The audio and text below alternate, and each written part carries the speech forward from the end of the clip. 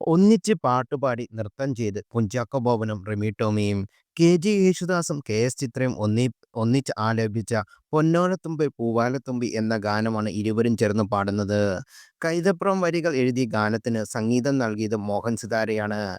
വിദേശത്ത് നടന്ന സംഗീത പരിപാടിക്കിടെയാണ് ഇരുവരും പാടി അഭിനയിച്ചത്. ഒരേ നിറത്തിലുള്ള വസ്ത്രങ്ങൾ ധരിച്ചാണ് റിമിയും കുഞ്ചാക്കോ ബോബൻ വീഡിയോയിൽ പ്രത്യക്ഷപ്പെടുന്നത്. കറുത്ത സാരിയിൽ അതിസുന്ദരിയായിട്ടാണ് റിമി ടോമി വീഡിയോയിൽ പ്രത്യക്ഷപ്പെടുന്നതെങ്കിലും കറുത്ത പാൻസും ഓവർകോട്ടും ധരിച്ചാണ് ചാക്കോച്ചൻ എത്തിയത്.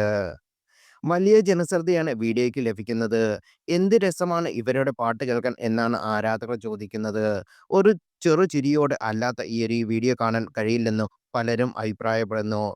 കുഞ്ചാക്കോ നന്നായി പാടുന്നുണ്ടെന്നും പ്രേക്ഷകർ കുറിച്ചു. രണ്ടുപേരുടെ പ്രായവും കമന്റ് ബോക്സിൽ ചർച്ചയാകുന്നുണ്ട്.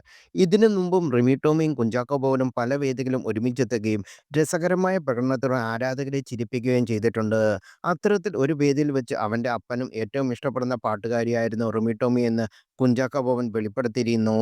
തന്നെക്കൊണ്ട് റിമിയെ കെട്ടിക്കാനുള്ള പ്ലാനും അപ്പച്ചനുണ്ടായിരുന്നു. എന്നാൽ കെട്ടാതിരുന്നത് തന്റെ ഭാഗ്യം എന്നല്ലാതെ എന്ത് പറയാനാണെന്നാണ് തമാശ രൂപേണ കുഞ്ചാക്കോ ബോബൻ അന്ന് പറഞ്ഞത്.